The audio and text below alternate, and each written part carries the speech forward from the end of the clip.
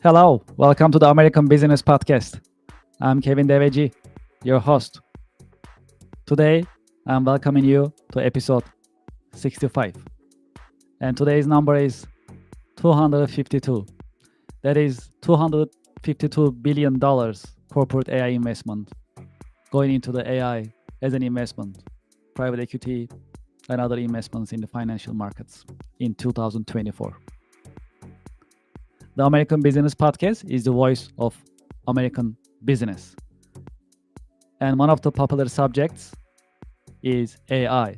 We have a great guest today. We have Mike Todisco with us. I'm going to welcome Mike, and we're going to get the conversation started, and we'll dive deeper into AI and AI-related subjects. Hello, Mike. Welcome to the podcast. Kevin, thanks for having me. Good to Thank be you very here. much. Yes, appreciate it. How is your week going so far? That's been good. It's been good. Good Friday. It's a beautiful, beautiful summer here in California where I'm at, and I can't complain. Yes, you're in the West Coast. I'm in the East Coast, so we cover both sides of the country. So we are good. We got everything covered here. You got it. Well, actually, I'm really excited about this conversation because AI is a really popular subject. So, and we get a lot of questions from our audience as well as our viewers. Some of them got from Spotify. Some of our listeners, they listen our audio podcast. I got some questions from there. I also got questions through YouTube about AI.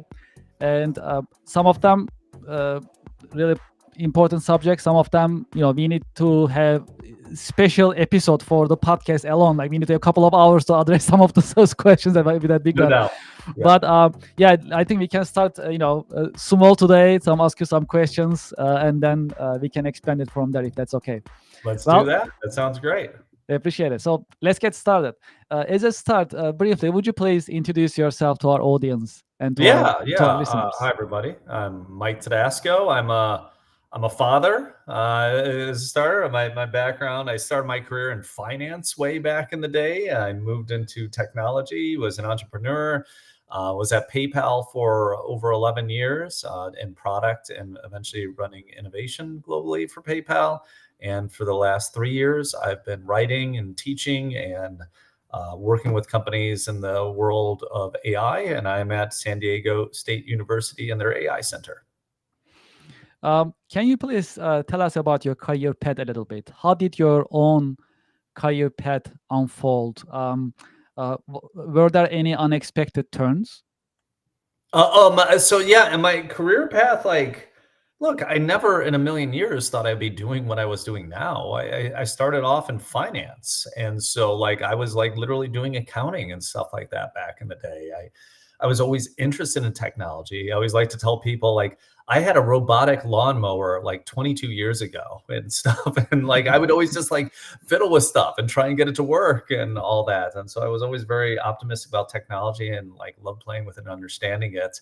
But never thought I'd be getting to where I am today, writing about this and, doing all these things in the world of AI. I mean, AI was a concept I sort of got 20 plus years ago, but it wasn't a big, exciting, sexy place to be by any stretch back then. Mm-hmm. When you look at your work in general, what are the exciting and challenging parts of your work on daily basis? The one thing is just staying up on everything and what's going on. I mean, I think that is just in the world of AI, it's really hard to do that. I write about these things and these tools, and I mean, there are thousands of companies probably within a 10-mile radius of where I live.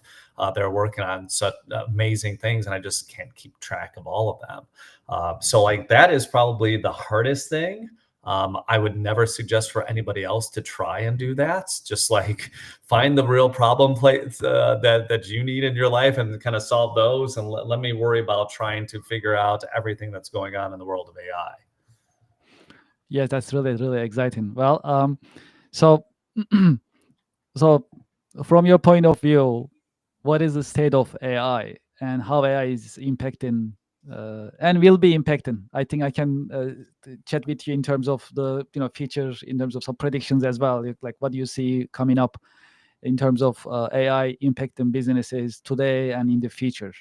Yeah. Look, I think we're still in the early innings. If you go back 10 plus years, it was only big technology companies like PayPal and Google and Apple and so forth that had machine learning or AI teams back then. Like, like that wasn't really a thing 10 years ago. Now you have access to the most powerful models in the world, and you can get those for like $20 a month. And that's a huge, huge step that we have made over time to make it from only, the most tech savvy companies in the world to any person who doesn't even need to know or understand or coding has access to these models. And that is something that I think even as a society, we haven't even fully grasped yet.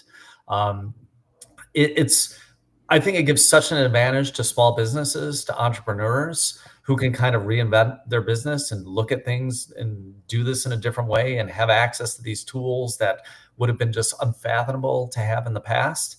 And we're just in the early days of seeing like that start to have an impact on businesses and the economy.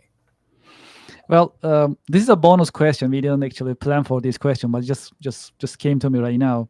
I like Are bonus there? questions. It's a Good. bonus question. Yes, a bonus question. So, are there any misconceptions about AI and automation in general, especially in business, based on your observation? Look, I think people either think these things are completely useless because they, ran a ChatGPT query when they came out, and it didn't know their subject matter as well as they knew their subject matter. I literally had somebody once, and it was another professor, say to me, I don't think this is that good because it didn't know anything about me. I asked it who I was married to, and I was like, well, if it's not on the internet, if it's not like if you're not a public person, it's not going to know who you're married to. These aren't things. They're not just like Well, it's supposed to know. That's why. it's not supposed to know that. Yeah, exactly. That's probably a good thing that it doesn't know, just happen to know who you're married to. So funny. So like, but also then on the other side, it's like, well, it's going to take over and do everything that we do and do that within 6 months. Like, no, like the answer with most things in life is somewhere in the middle of these two extremes. And I think just the more people play with it, the more they kind of realize, oh, it's awful at certain things, but it's amazing at some other things. And you just have to use it for what it's amazing for and not use it for what it's awful at. Do you think will AI replace humans and their jobs eventually? Yeah, yeah. I mean, maybe not all jobs, but like, many jobs for sure. I think if I'm a customer service agent, um, that industry is going to very much change. Uh, I don't know how many hundreds of thousands of people are in the customer service industry, maybe probably millions of people in the United States alone, I would guess. Um, I think you will just start to see a shift because you can train an AI immediately on some corpus of information. It can sound somewhat conversational, especially over text. It's when I was at PayPal, I think the average tenure for a customer service agent was something like 9 years, or sorry, 9 years, 9 months, or something like that. So, and the training to get up to speed, it's really expensive. It's not 24/7 to be able to do this. Like, it's not to say all customer service jobs will go away. I don't see Zappos using AI anytime soon, and they're famously known for their amazing customer service. But I think for a lot of other places, you're going to probably see a job consolidation, and those people are doing customer service will find other opportunities elsewhere. And you'll see that in a lot of different places, outside of just customer service. Yeah, this is really fascinating in terms of subject that we can keep talking about. Well, how Yeah. about regulations? Do you think it will be regulated? Should it be regulated? What is your take on that? Look, I could just frankly spend hours and hours on this because it's a tough subject. What I would say is like, is it going to be regulated? I think it's going to be a country by country thing. So certain, if you just take, and there's so many different aspects of this. So like, just take copyright, for example. If you're in a country like Japan, they're very liberal with what large language models can do basically saying language model, if it's on the internet, it could take it, it could digest it, it could repackage it, it could spit it back out. Like, it's very liberal with copyright law. The US, we haven't decided where we're going to be. The current administration seems to be leaning towards kind of a Japanese model, but I don't know where that's exactly going to land. And that's just one aspect of that. The things to keep in mind with regulation, which make it difficult, is this is a global marketplace. We are very much, whether we like to admit it or not, I think in a little bit of a race with, China and other countries in building these capabilities. There's a very famous Vladimir Putin quote from probably about 10 years ago, basically, where he was saying, whoever wins in AI will control the world. I mean, that was like, 2017, I think it was, Putin said that. And I'm paraphrasing exactly what he said. So I think there is a belief in Washington and Beijing and other places that there is a lot of truth to that. Do I want to see this become an arms race? No, but like, it has. So like, given those things, what countries are going to clamp that down? I don't know. And this is something that Tyler Cowen, the economist, talks about a lot. Like, if this is the most powerful thing that humans create, and your country is not making these models, then are you even a country anymore? I think he gave the example, like, if you're, Chile or Argentina or something like that, and you're using American AI models or Chinese AI models, like what does that mean for your country and your government and so forth? So is every country going to start doing this and so forth? You're starting to see that in Sweden and other places. So I don't know, like regulation this is going to be something that I do not see like full-throated regulation saying no, ban AI, just because the incentive's in the other direction for all these countries. Yeah, this is a massive subject. Absolutely. And how about the next generation? This is another bonus question. I just line up all the bonus questions for you today. No, it's fine. But it's about AI, so I'm confident we'll be okay. So how about the next generation? I was watching the documentary. Actually, it was like more of a report as to new generation coming in. They are just graduating. Entry level jobs are getting more and more difficult to find because companies are plugging in with the AI agents, AI employees. This is just right now. I mean, in terms of entry level jobs, doesn't look like it's gonna get any better for the next generation. But then they have to position themselves for this evolution, for this change. So what jobs will really stick around in the future, and what would you say to next generation that are just graduating right now? Yeah, I speak to a lot of students, and 2 years ago, the feedback that I was giving all these college students was like, "No AI, learn the tools, and you will enter these businesses, and you will have superpowers." Like, they will look at you as gods and goddesses of like, oh my God, you can do all this stuff just if you know how to use those tools. I think everybody in business world kind of knows about that now. And if they don't, they're already probably being left behind. I don't give that same advice to students today. I think 2025, when the numbers come out for internships and things like that, it's going to look actually pretty awful. I think 2026 for college students is going to be a complete disaster. Because I think there is a lot of question about whether we need to have, entry-level jobs at these companies and what that's going to look like, what's that's going to mean. Maybe that's being short-sighted, maybe it's not, I don't know. But for businesses, I think they're making a much more serious look at that. And I think next summer is going to be a complete disaster. So the one thing I tell college students is to be entrepreneurial. Yes. Like the concept of being a solopreneur, where you can have, one specific product or whatever you're making, and you have, hundreds of AI agents helping you out, and, maybe it's more than one person, but, just having that mindset. I think that is the one thing I can tell college students that there's going to be a job for you on the other side. You just kind of create your own. And not everyone's entrepreneurial, so that's tough.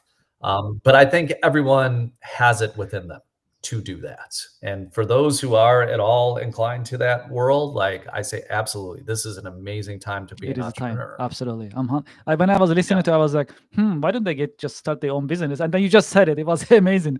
So Yeah, Well, it's the yeah. I only mean, there is logical place to go. I what else mean, can you do, yeah, right? Because yeah, you are going into market. You just graduated. You know yeah, everything same as your classmates. You almost have no difference in terms of knowledge that you accumulated. Pretty much no experience. Just some yeah, internships at best. So they all have the same background, same profile professionally. So then, how can you make yourself yeah, different? Then you become the business. That's exactly. the only way. I No, mean, I think that's exactly right. And entrepreneurs have a huge advantage because they could change things. I do not envy big companies right now. I mean, I see the things about like consulting companies. They're laying off so many people in these companies because they realize like they have to completely change their model of doing business and what that is going to look like. And I think a lot of other companies are going to start to catch up and say, oh, maybe we don't need all these people that we have here. And again, not saying that's a good thing, but I'm just saying that's the mhm. reality of the world that we're going to see going forward. Um, they're going to start to integrate these tools more, but it takes time for these big companies to do that. Versus you're an entrepreneur, you come in off the street, you're Mhm. fresh out of Yep, college, you are laser, you could focus on a product solution that is a couple thousand people. No big company is going to focus on a solution for a couple thousand people, but for you, that could do that. It's the whole concept. Kevin Kelly wrote this famous post, God, like 15 years ago, called "1,000 True Fans." And this was all about how, hey, if you just find 1,000 people who love what you do, that's enough to make a living. It was meant for more kind of the influencer sphere, but like to me, this is like the entrepreneurial solution that we're building out that is today. true. I'm actually following up an organization called Career Day Inc. That's a New York-based organization, Mm, and they bring professionals to schools and ask them to talk to students based on your expertise. Could be AI, could be you may be a carpenter, like something to share, any right. skill, any business. So I'm actually part of it. That's why I talk to different high school students, like even before university, right? These are they are getting into the university or about to get into university. And to your point, yeah, most of them, like I've been speaking to, it's just my observation, of course, but I haven't heard many about entrepreneurship. Most of Yeah. them, they are thinking about working for somebody, maybe finance, maybe marketing, maybe advertising. I met a lot of like coders or coding enthusiasts in high school groups, which AI will take it away. Already took it away, pretty much. Yeah. Or in the future, absolutely, it's gonna be AI because it's just getting so good. Entry level software engineering is taking the biggest hit. Yeah. That's for sure. Like that Um. 100%. So that's what I see too. I mean, it looks like us as like more seniors, more experienced professionals. Like whenever we talk to the next generation, we should be more talking about entrepreneurship, business ownership. I agree. It's I gotta mean, be the it's only way. Because anything that I may suggest to a new professional, next generation professional, is gonna be obsolete in what, in just couple of years, five yeah, years. Like I can't yeah. even mention it right now because who knows what it's gonna be. Yeah, I think that's exactly right. Look, I think you're going to have, we're long past the time where like, you're loyal to the company, company is loyal Yeah. to you. That is like long past. And I think when the things are going to change and they're going to change very quickly. And in some ways, being an entrepreneur may be the safest thing for you in your job.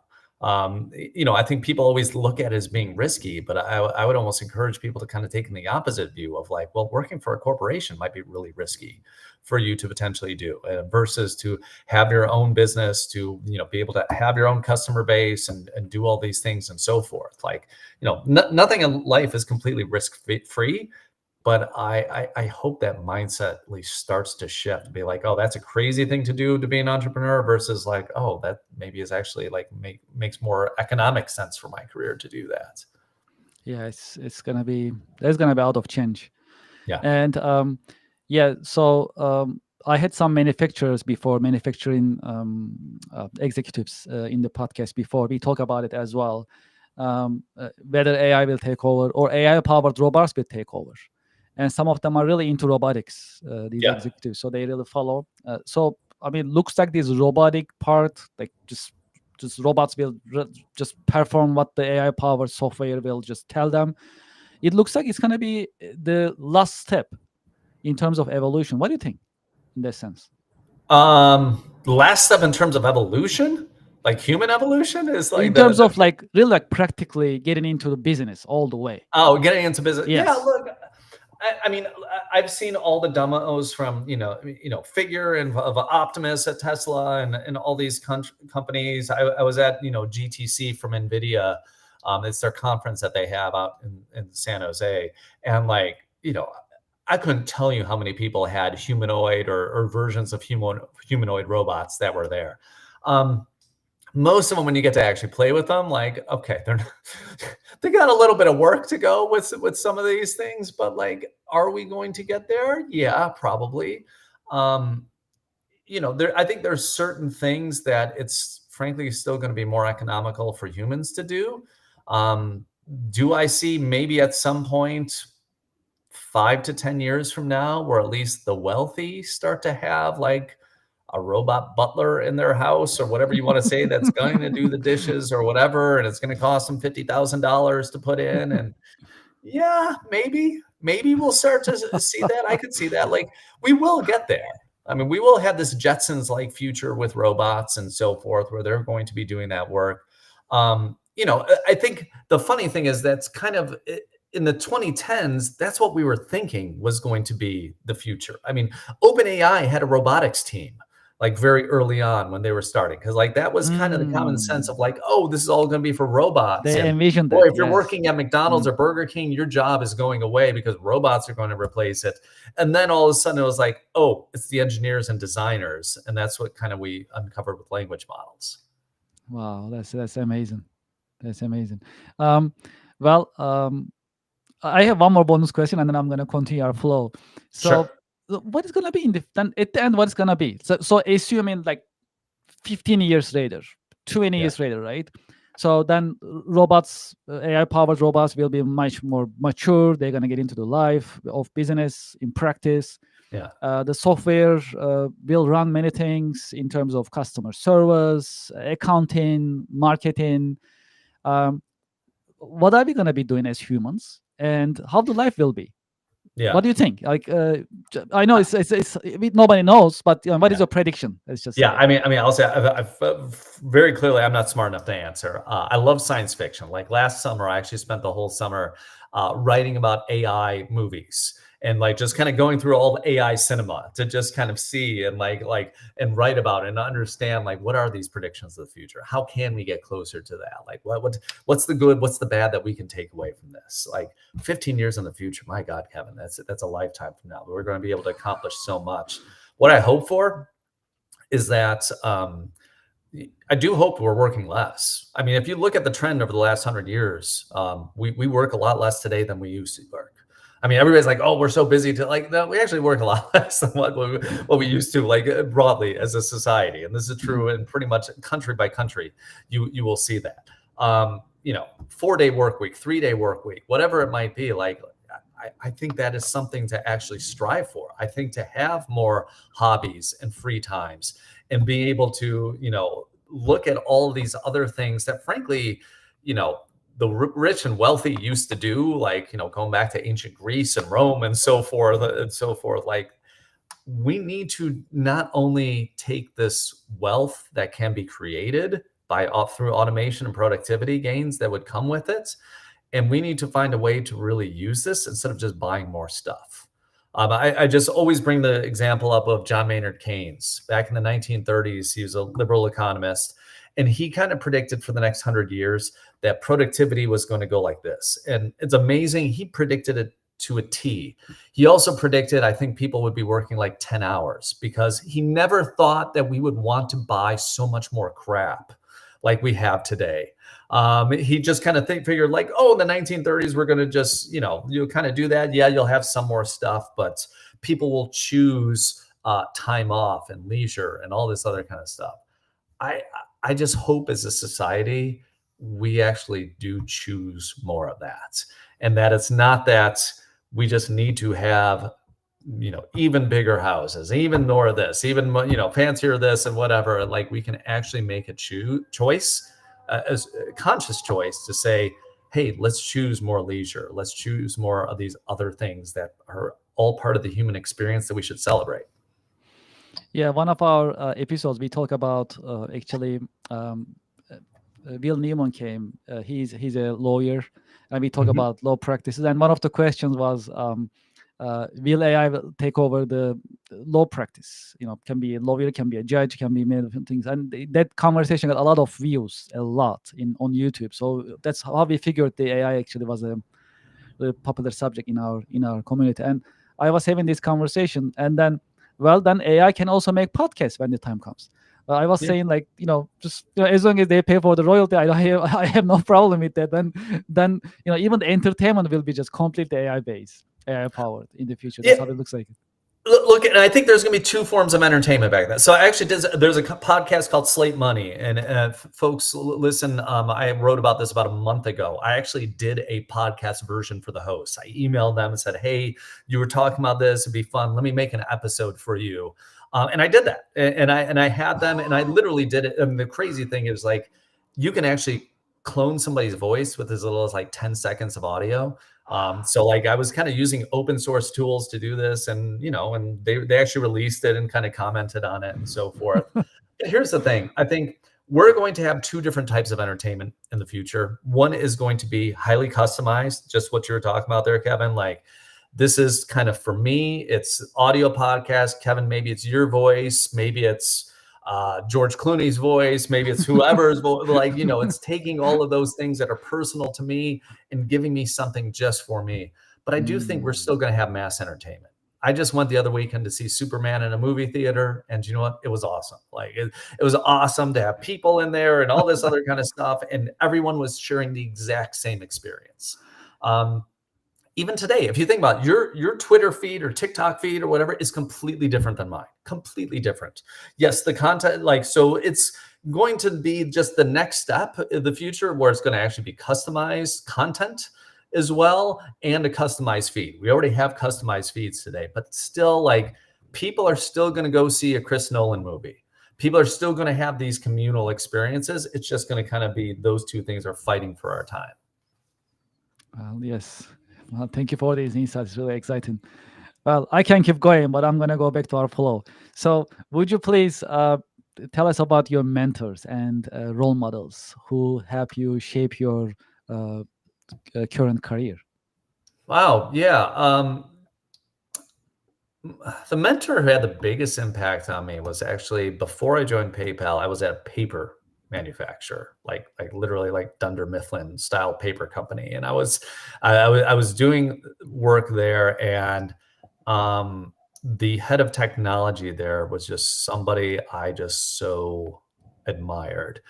I always remember I was doing strategy at the time. He was actually running one of the paper mills, and I remember so distinctly, we were in a merger talk. We are actually looking to sell the mill to another company. He was kind of being a good soldier with that. I was representing corporate. And they're looking at some list of employees. And I remember like somebody in the meeting saying, "Oh, if we buy this, we might not need this person."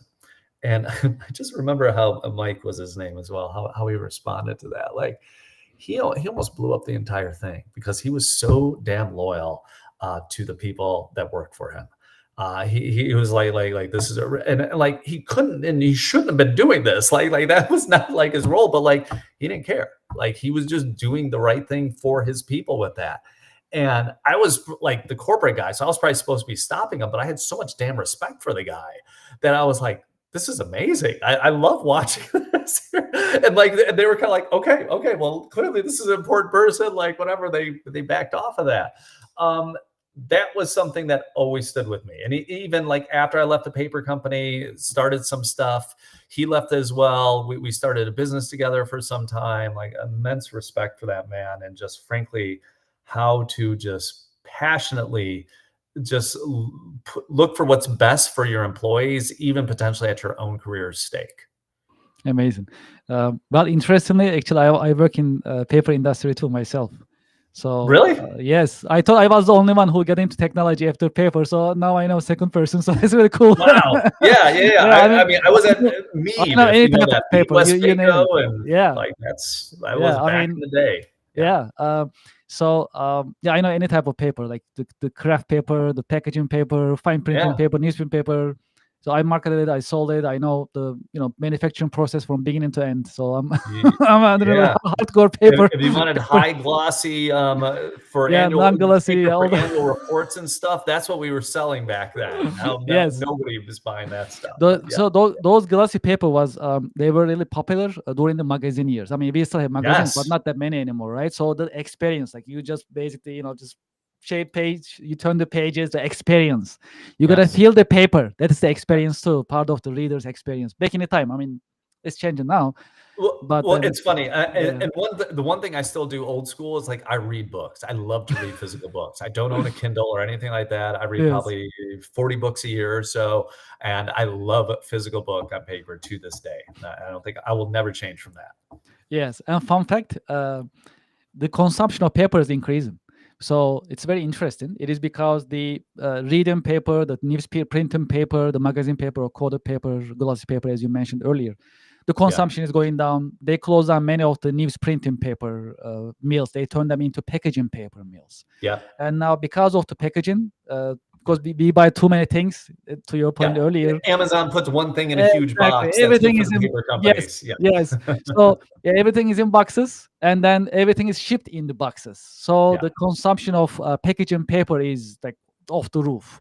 yeah, That is one. That's number one factor. The number two factor is the hygiene paper, the paper towels, napkins, and all the good stuff. They yeah, basically write the consumption. So unlike the popular belief, we consume less paper, not really. Actually, you yeah, consume more, but you just don't notice it. That's yeah, that's yeah, interesting. Yes. yeah. It's not office paper. That's right. Correct, correct. Yes, that's true. That's true. Yeah, that's very exciting. Um, well, if there is only one career lesson that you learned the hard way, what would it be that you can share with us? I don't know if I learned it the hard way, and I think everybody has to realize, like, always follow a good boss. And so, that is the one thing I will tell people, like, care more about the boss and the company you're working for. Care more, literally just find a good boss for you, and like they will give you immense opportunity. I think not often enough I would just kind of say like, oh, this job seems cool, and then the boss sucks, and that just makes everything suck as part of it. But like a boss will let you grow, they'll find opportunities for you, they will put you first, they will do all these amazing things, like literally, follow the great leaders who can lead you, and you are going to grow more than that than anything else you could do. What are your biggest passions and interests outside of work? Oh, outside of work, I like exercising, biking. I read comic books. I love reading comic books and stuff. So I'm getting more and more back into it, which is super fun. Fitness stuff. Yeah, I mentioned that. What else do I do? I love writing, just writing in general, just writing for myself, all that, and I guess playing with my kids too. My daughter is going to take me. We're going to go this afternoon, and we're going to go like play those claw games, and it's going to take a whole bunch of our money. We're going to get like something we could have bought on Temu for 75 cents after spending $50. So, but I love that. Well, that's great. Well, before we end our session, any final career advice for the next generation who are getting into the job market, Yeah. what they should do and how they can prepare themselves? Look, so learn AI tools, familiarize yourself. I'm sure you already have been doing this in school, but like go deeper into it. And frankly, like consider the solopreneur thing that we're talking about. Even if you have a job out there, you never know what's going to happen. You never know what's going to change. Find something you're passionate about. Find something that you think should exist in the world today. And be like, okay, what would it take to build that? Because you know what? There's probably other people like you who are into an alarm clock that is Japanese anime, blah, blah, blah, whatever, something like that. Like whatever crazy niche you're into, there's others out there who might be into that exact same thing. And find a way to build that. And you know what? Fail a couple times. It's okay. You will just learn so much throughout that process of doing it. But like, I would honestly say, like, career wise, you should always be experimenting. Do this stuff on weekends, evenings, whatever, but do it around something you're passionate about. It shouldn't actually even feel like work. It should just be exciting to just be building something. They're like, wow, I can introduce this to the world because I want it. And if you're not that passionate about it, it's not the right thing for you. That's a great point. Well, for those who likes to be in touch with you, continue this conversation, what is the best way to be in touch with you? Yeah, I think the social I'm most active on is LinkedIn. Just Mike Tedasco on LinkedIn. You can find me real easy. Follow me, direct message me. I'm always happy to chat with folks. Mike, thank you so much for this conversation. It was great. I really enjoyed it. Now I know one more person who had the paper industry Yeah, background who is in technology. So that's pretty cool. Yeah. paper to tech, that's the way to go. Yes. Yes. Thank you so much. I wish you a great weekend, and I hope we can have a Thanks. part two of this conversation. Anytime, Kevin. Happy to come Just back on. just for AI. We're gonna just talk about AI. Just 45 minutes straight AI conversation. That'd be Let's great. let's do. That's perfect. Thanks, Kevin. Thank you so much. I wish you and your family a great weekend. Thanks. You too. Thank you. Bye now. Thank you. I appreciate it. Bye. Well, to our audience and to our listeners, we had a great conversation with Mike Tedesco. We talk about AI. We talk about other things as well, but his expertise and his depth knowledge really help us learn more about AI and AI's impact on business and on our lives in general. I hope you liked the conversation. I enjoyed it very much, and hopefully we can also have the part two of our episode. Would you like to be a guest in our podcast? Do you have any feedback that you'd like to share with us? Email is the best way to be in touch with us, the American Business Podcast. Our email is americanbusinesspodcast@gmail.com.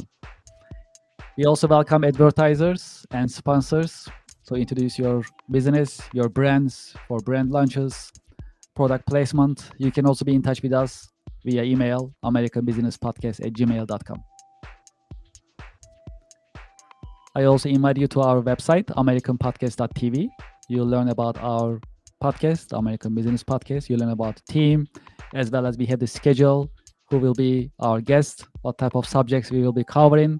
They're all on the website. Please visit americanpodcast.tv. If you haven't done so, please subscribe to our YouTube channel. As you see, we have great content. We keep it educational, we keep it informative, original, non-political, and every single episode you learn something new. It is because we have great conversations with great experts, executives, business leaders, leaders in different practices, as well as executives. So you learn something new in every single The American Business Podcast episode, the voice of American business. Having said that, now we have more than 120,000 YouTube subscribers. Thank you very much for your support. If you haven't done so, you can visit our YouTube channel and you can subscribe. We'll truly, truly appreciate it. Well, what else is happening? We have a new membership program and we started to promote it. That is the membership program for the ABP, the American Business Podcast. Let's bring it to the screen. And we have a QR code right here. If you scan this QR code, you'll see the list of membership options. You can be a member. We have different benefits, different perks for different membership models that you pick and choose. And you can be a member on monthly basis. This is month to month, no long-term commitment or anything like that. So you can pick the membership that works for you and be part of the American Business Podcast membership program. I hope you'll join us. And if you scan this QR code on top right, you'll also see and get more information about the program is right here. Okay, what else is happening? We have new sponsors. We have Ms. Excel joined us last week as one of our sponsors. If you'd like to learn about Microsoft Excel and other Microsoft products in a fun and exciting way, you may consider Ms. Excel. I have the QR code right here. If you scan the QR code, it'll take you to the website. And once you pick your class, please use the discount code I have on the screen, ABP 2025, which will bring you a discount that you can enjoy and use during the registration process. If you are in the market for SAP ERP implementation, configuration, integration, and support services, you can consider iTech Consulting Inc. iTech has its own team who will be giving you the support about SAP ERP systems. They offer the trainings, configuration, and other update services that you may need. I have the QR code on the screen that will take you to their website. And if you are in touch with them, make sure you mention the American Business Podcast, so they'll offer you discount as well in your conversations with them about SAP ERP software services. And one final note, Even though the American Business Podcast is a podcast, we talk and we share knowledge, information, and we have conversations. We turn it to action by offering you the Connection America Business Alliance monthly networking event. In this networking event, which is completely online, you can connect from anywhere. You will be meeting with other business professionals. You'll also have a chance to introduce yourself, your product, and your services. In that sense, it's a great opportunity. If you scan this QR code, it'll take you to the registration page. We only have 2 or 3 seats available, almost sold out. And these months, networking event is scheduled for next Friday, August 22nd at 10 a.m. Eastern Time. You can connect remotely and promote your business in the Connection America Business Alliance session. So I hope you can join us. Well, that's it for today. Thank you so much for being with us. I'm looking forward to having you in the coming The American Business Podcast episodes. The American Business Podcast is the voice of American business. Thank you very much.